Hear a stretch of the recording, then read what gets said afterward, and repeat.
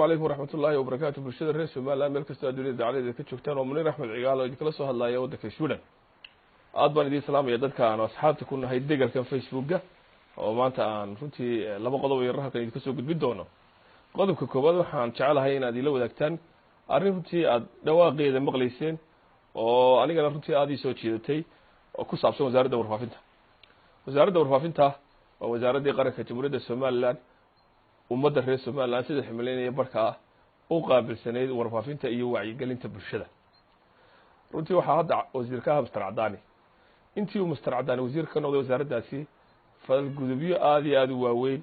oo foolxumo qaranka ku ah oo foolxumo ku ah wasaaradda oo foolxumo ku ah shaqaalaha oo ihaano ku ah hawlwadeennada wasaaradda warfaafinta hadday tahay madax barnaamijyada iyo wariyaasha iyo madax wararka oo ihaano ku ah shakhsiyadda wasiirka ayaa runtii ka dhacay waxaad ogeydeen in wasiirku intii uu xilka la wareegay Cabdullaahi Maxamed Daahir Cukuse ayaa uga horreeyay arrimaha la yaab kale ee ka dhacay waxa kamid ahaa in wasiirku qol yar oo family-giisa ku sheekaysto oo WhatsApp-ka aaladan loo yaqaan social media uu bulshada reer Soomaaliland war uga dhigay iyadoo adagtiin reliable iyo ku kalsoonaanta aaladaasi ilaan xitaa saxaafadda maartay aynu maagnay online-kiyo jaraa'idada waddankeena xigashadooda aynu inta badan dadku ay qaar isweydiiyaan aanay ku dhici karin inay soo xigtaan waayo wax lagu kalsoonaan karo aan ahayn macdala in ummadda reer Soomaaliland halkii uu warfaafinta iyo wacyigelinta uga ahayd qaranka looga soo daayo wasaaradda warfaafinta waxa weeye wasiirku inaanu fahmin dabcan raad badan ayay dawladnimadeena ku leedahay hanaankii askariga ahaa ee dawladdii Maxamed Siyaad Barre oo runtii gool wadayn fara badan iyo raali gelin cidda markaa ashqaadka kooban ee powerka joogta la raali geliyo arintaas wali inagama isuulin haday habka dhaqankeena tahay oo wali raad ay ku leedahay haday habka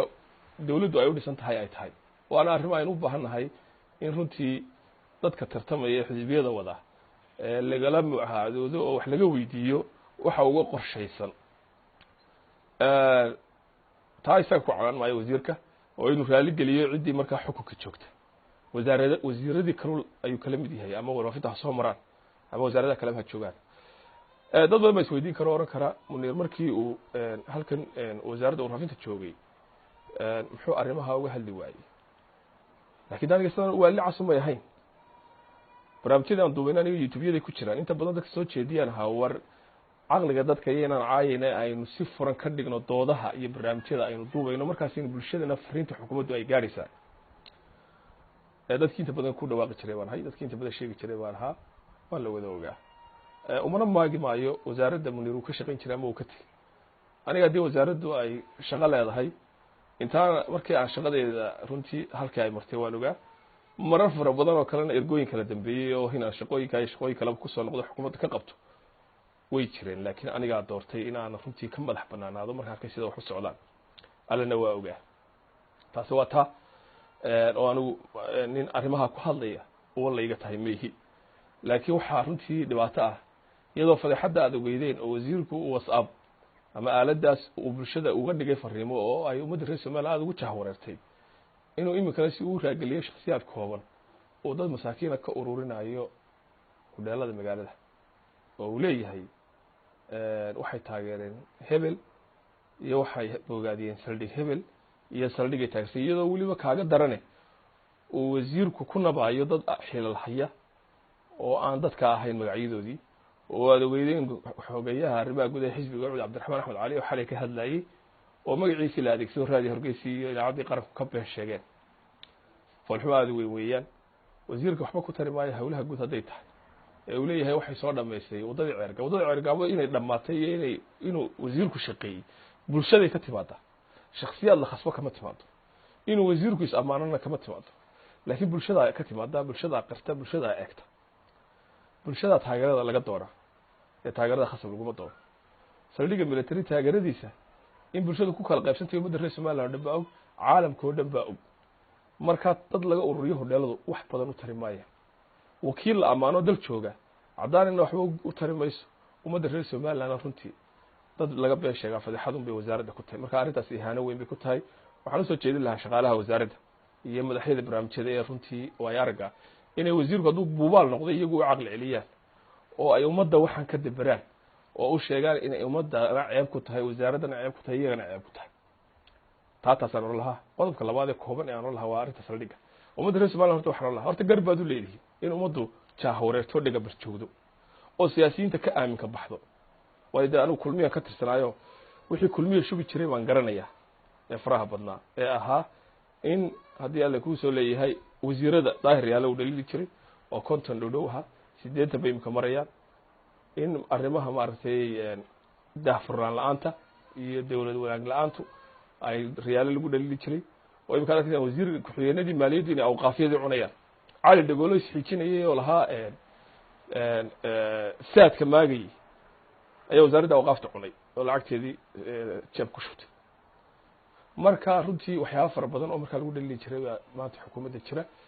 laakiin taasaa saska keentay lakin ummadda waxa la haquusanina idinku meel fadhiisto haddii arrimahan isku cayn iyo bayd go-ay oo xisbiga kulmiya dib u xambaari karayana dee bisiga u qabta haddaan u xambaari karayna wuxuu nin aan laba wax xun dooran nin aan wax kala dooranin waxba muu dooranin haniya jabina waan taa oran lahaa waxaanan usoo jeedin lahaa war wixii aad diidaan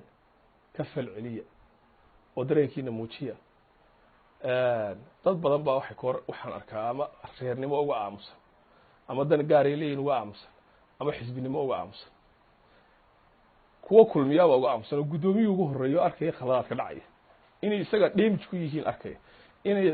ololihiisa uu hadha ugu tartami doono su-aalo gelinayaan arkaya laakiin cid gaara ku raali gelinaya taageerayaashiisa qaar kamid a ba arrintan dhibaato u arka walaalayaal saldhig maanta iyadoo cidda la soo gashay iyo halka lagu soo galay iyo waxa lagu soo sixay midna aynaan ogeyn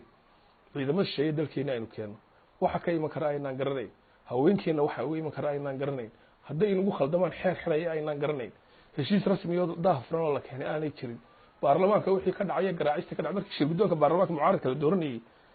ciga ahaa taliyaha blaiska qof xildhibaano gacan lama saarin saddexdii shirguddoonna mucaaradka qaatay 2005kii inaad xasuustaan in kale mooye maantana odayaashii ugu weynaaba dhulka lala dhacay war haddaydan man ra'aa minkum munkaran falyuqayirhu biyadih fain lam yastadic fabilisanih fain lam yastadic fabiqalbih wadalika adcafu liimaan buu rasuulku yihi alayh isalaatu wasalaam war munkarka qofba meel buu kaga aadi karaa kii gacanta haddaad ka awoodi kartid gacanta lagu suuliyaa haddaad ka awoodi karin carabka la yidhahda war waxaasi waa munkare daaya haddii ay kale niyadda laga nacaa dad badan baa reernimooda aniga kuna gefi maayo lakin walaalka waxaa la yidhi unsur akhaaka daaliman aw madluuman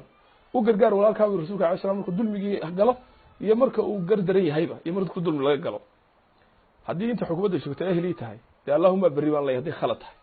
anu waxba sidaayo u aanayn maayo waa madaxweyne nin runtii taarikh fara badana leh dalka somalilandna taarikh ku leh shaqadiisana runtii intii uu dalkan usoo halgamay wax fara badan usoo qabtay laakiin dadka arrimahan soo naqilaya ee kasoo shaqeynaya waxaa leeyahy madaxweynaha taarikhdiisa ha ku ciyaarina billahi calaykum ha ku ciyaarina oo billahi calaykum ha ku ciyaarina oo inuu leja noqdo legasi wanaagsan ka taga ama isaga u danahe taa ka shaqeeya adduunyadana waa la noolaanaya midna ogaada qof kasta wixii loo katibay ilaahay wuu kula kulansinaya ama kun shilin ha noqoto ama 100 milyan oo dollar ha noqoto waa sidaad ku doontaba marka waxaan oran lahaa ana arrinta saddegaa inta khaladka u aragtan ku jira taariikhdana hadhow toole ama sidii halkii xuseen axmed caydiid baa taagano ama intayda diidaa beenaalayaal ah oo dalka horumar u diidayay oo dalka wax kale u diidayay oo dalka magaranaysaay wax wanaagsan ka hor joogsanayay ama inta meesha madow qolka madow sida madow inta gaarkaa usoo gashay ayaa dee beenaalayaal noqon doonta taariikhda labadaasa kala marati furi doona dhaxalkeedana waa la arki doonaa cimri dhow oo weliba dhow maaha mid dheer ayaa la arki doonaa waayo halka lagu soo galay iyo daahfurnaan ma ahayn sharciyad saxa lama marin sharciyaddii oo dhan baa la jujuubay anaa kaa xoogay weeyaan baarlamaankeeni iyo guurtidiina waa ka xumay sidii neef seela jooga 2 kun loo sii qadiyo waliga 8 kun xagga dambe ka qaado war lacag waxba tari mayso anu lacag ma haysto xilla ma hayo wallahi inta lacagdiida ilaahay baa og oo bilaahi ta'ala ilaahayna ha laga boqo waa la dhimanayaa qof kasta ilaahay wuxuu ka tibay buu kalsinaya labada qodob baa soo jeedin lahaa aad iyo aad baad mahadsantihiin. Assalaamu calaykum wa rahmatullahi wa barakatuh.